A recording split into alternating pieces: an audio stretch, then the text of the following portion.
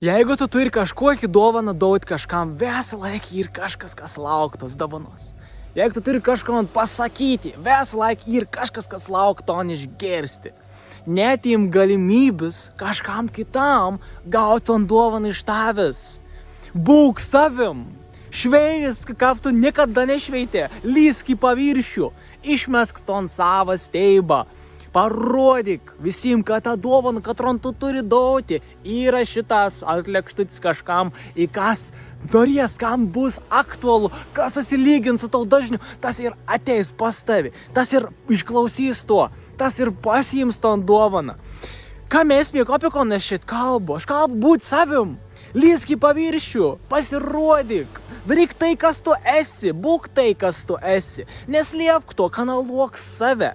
Leisk savo atsiskleisti, nors ir kas tai bebūtum, nors ir ką tu ten benorėtum daryti, kad ir kas ten būtų, kažką, ką tu tiek jau nori pasakyti visiems. Pasakyk tai, kažkas laukto, kažkam reikia to, kažkas panaudos tai konstruktyviai, kažkas paaugs, kažkam tu pakeisi gyvenimą. Būk savim.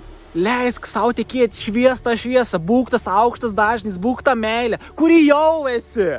Leisk savo atsiskleisti, leisk savo žydėti.